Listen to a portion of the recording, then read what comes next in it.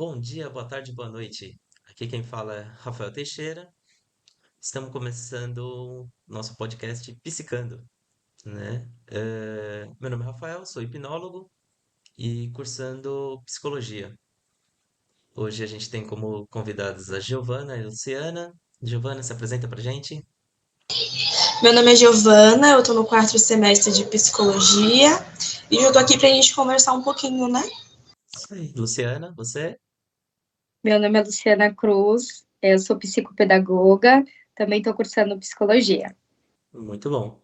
E o nosso tema de hoje, a gente vai falar sobre ansiedade, né? Uma análise, segundo a psicanálise freudiana, principalmente, né? Para começar, Giovana, o que que você pode falar para a gente aí? O que que é ansiedade, né? Nos dias de hoje, o que que a gente entende sobre esse assunto? A ansiedade no dia de hoje se encontra quando a gente se depara com algo perigoso, algo desconhecido, vem aquela sensação de medo, né? A ansiedade vem antes do medo, Sim, né? sim. Hoje em dia é o que mais acontece, né? A população vem cada vez ficando mais ansiosa. No É, caso, eu acho que é a sensação do perigo, né? sim, eu acho que é o que o pessoal costuma falar que é o mal do século, né? A Sim. ansiedade que tá aí afetando todo mundo. Tem alguma coisa mais aí para acrescentar pra gente, Luciana? Então ela é uma ação, né, normal do corpo, né, e da mente, né, em situações, né, que são desafiadoras, né. Então ela vai causando, né, alguns sintomas, né. A gente fica com a mão suada, o coração acelerado, tem aquela tensão muscular, né. Também. E realmente é o que muita gente tem vivido ultimamente.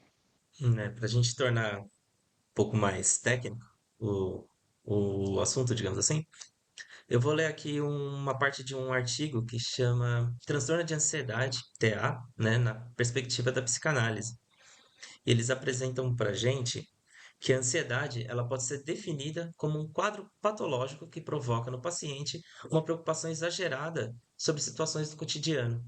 Né? Elas podem se transformar em gatilhos que causam sintomas de embaraço, que prejudicam a interação social e o desempenho público, né? Que é justamente essas questões que a gente falou, essa angústia que a gente sente, o aperto no peito, o nervosismo, né? E muitas vezes acaba travando a gente, né? E a gente vai falar, como eu disse, né? Desse ponto de vista da psicanálise, né? Segundo Freud. E eu acho que é interessante para a gente colocar, né? Não sei se para todos que vão ouvir se conhecem, né? Uma introduçãozinha aí, né, de quem foi Freud, né? Sigmund Freud, que é conhecido como o pai da psicanálise. Ele nasceu em 1856, em Londres, e morreu em 1939. Ele era neurologista, né, e foi um importante psicanalista austríaco. Ele foi reconhecido como o fundador da psicanálise, né, e uma das figuras mais influentes aí na nossa história da psicologia, né? E se tratando disso, então falando sobre os estudos dele e como tudo isso se seguiu, a gente tem que ele dividiu a ansiedade em quatro grupos, né? Então, Giovana, você pode começar aí com a gente? A ansiedade segundo Freud, né? Ele dividiu em Isso. quatro. O primeiro seria a ansiedade realística, que é a ansiedade ligada aos perigos reais do mundo, o medo de um acidente de moto, um acidente de carro, que são as situações mais concretas, né? Uhum. São as causas naturais, né? Aquelas que a gente tem no dia a dia aí de se tem uma reunião importante, uma prova, ou São as mais comuns, né? uma ameaça, que é aquela que é normal, né? É a Uhum. que a gente, que todo mundo tem aí. Que mais?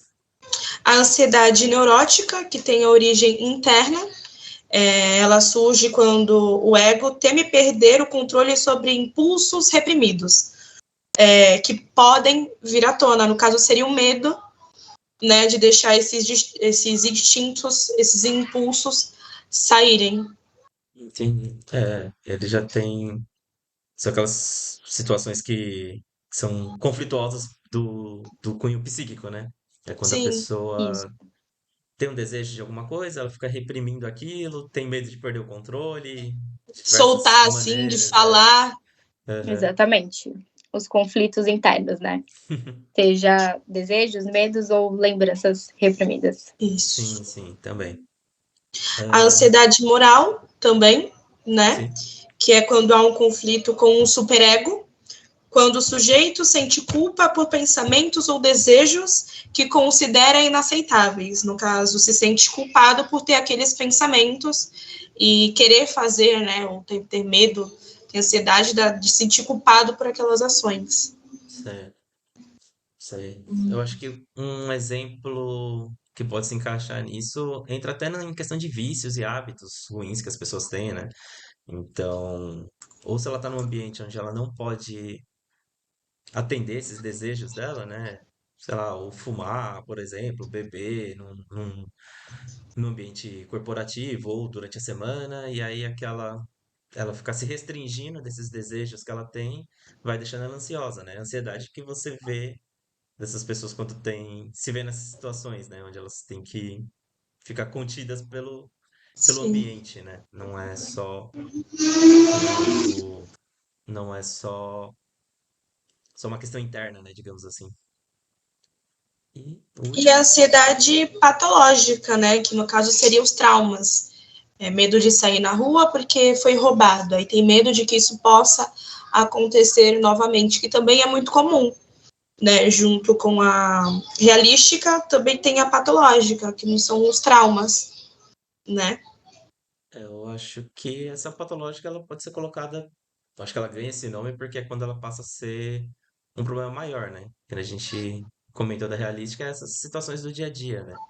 Já a Sim, patológica, eu acho que é quando a situação não tá lá, mas na cabeça da pessoa está ou pode estar, e ela dessa preocupação constante com isso, né? O que pode torna acontecer a qualquer ela, momento, né?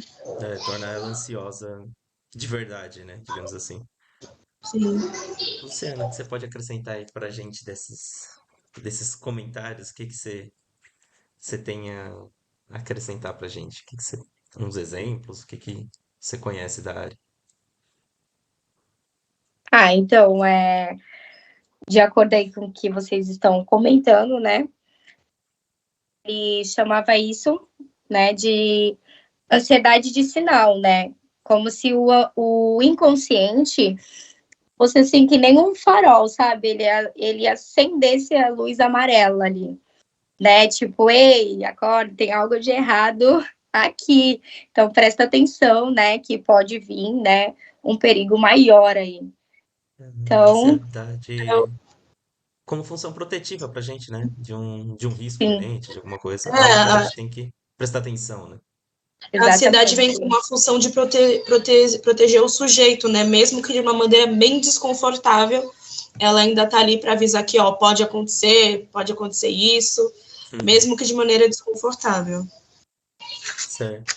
Eu queria até acrescentar, né? Voltando no artigo, ele tem aqui, né? Segundo o Castilho, 2000, né? Fala, as pessoas com ansiedade, elas apresentam medo em excesso, né? Eu acho que é até mais essa questão do patológico. Elas têm dificuldade de relaxar, geralmente são preocupadas com o julgamento de terceiros. Eu acho que entra na questão da ansiedade Realística, moral, né? moral. Dos julgamentos dos terceiros ali, né? Em Sim, relação ao desempenho pessoal, né? O que que o chefe vai achar, como que eu vou sair na prova, vão me julgar, minha aparência tá boa, vou sair bem numa apresentação, né? E elas necessitam de um estímulo para renovar essa autoconfiança, né? Então, e dessa maneira, a gente entra na questão das realísticas, né? As situações comuns do cotidiano podem se transformar em ameaças constantes, fazendo com que o sujeito fique em estado de paralisia, né? E geralmente eu acho que é quando a ansiedade atinge esses níveis que a gente enxerga as pessoas procurando ajuda, ou as pessoas que precisam de ajuda, né? E deveriam procurar, né?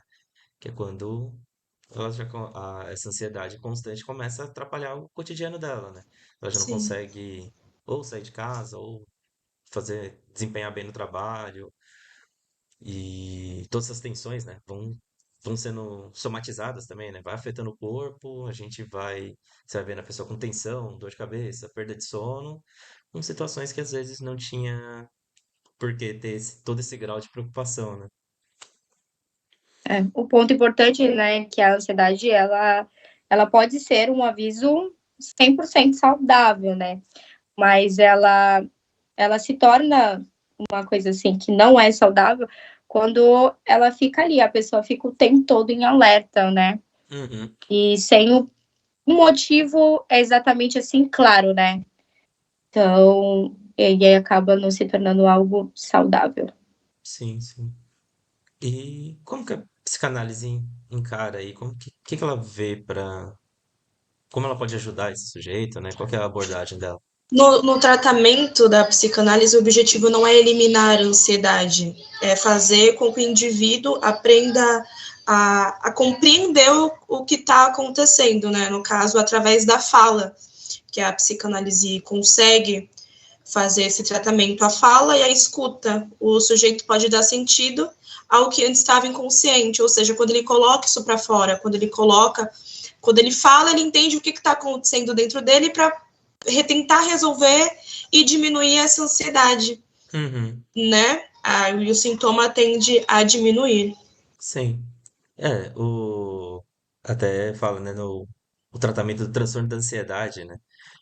Os objetivos que seriam específicos ali do tratamento, eles pontuam muito que são analisar e caracterizar os distúrbios, né? É saber quais são esses sintomas da pessoa realmente, né? O que que ela tem, qual é o quadro ansioso dela, né? O que que tá, quais são esses momentos em que ela sofre com esse problema, né? Aí identificar os fatores desencadeantes, né? Os gatilhos que levam a essas crises de ansiedade. Geralmente são crises, né? Inclusive, né? A pessoa não acaba não sendo ansiosa o tempo todo, né? Geralmente são picos de ansiedade e a pessoa trava ali, é o momento onde ela se vê precisando de apoio, de suporte, né? E relacionar os mecanismos de defesa, né? Que é o que que ela faz? É o evitativo? Não, a tal situação é problema, então eu evito aquele tipo de situação. Aí ela começa a se isolar, começa a fugir de apresentações, de encontro com os amigos, sair na rua, né? Num caso de trauma aí mais pesado. E, e tratar tudo isso, né? Porque se evoluir demais, pode gerar até um quadro de depressão aí para o paciente, para a pessoa que sofre disso, né? E o que mais a gente pode acrescentar aí no. No caso, ela tem mais autonomia sobre si mesma, né? E ela só vai conseguir realmente saber lidar quando ela tiver mais autonomia, que Uhum, aí vai conseguir diminuir. E a psicanálise aposta na fala, na comunicação, como instrumento de cura, entre aspas, né? No caso, aí uhum. volta de novo na autonomia, de colocar para fora o que ela está sentindo, Sim, né? identificando todas essas situações que geram problema para a pessoa, né? Ela reconhecer, né? Às vezes, principalmente quando eu acho que é o caso da moral e da neurótica, são os conflitos internos dela, né? Então ela conversar, pôr pra fora, se entender e ali tentar resolver esses problemas e conseguir lidar melhor com eles, no mínimo, né? Melhorando a qualidade de vida, de modo geral, né? E acho que é só, gente. No momento, era só uma passada Um por alto aí, bate-papo. um bate-papo rapidinho nosso, né? Para apresentar para o pessoal um pouco do que é ansiedade, como a psicanálise encara isso e né, a gente conseguiu destacar aí os quatro grupos principais, o que eles são, né, onde eles se encaixam, alguns dos sintomas que geralmente o pessoal apresenta. Eu acho que é só algo mais, algo para revisar, para acrescentar, alguma Acho que coisa. não. Só isso. Então, gente, muito obrigado. É isso. Boa noite e até a próxima. Agradeço a presença. Obrigada.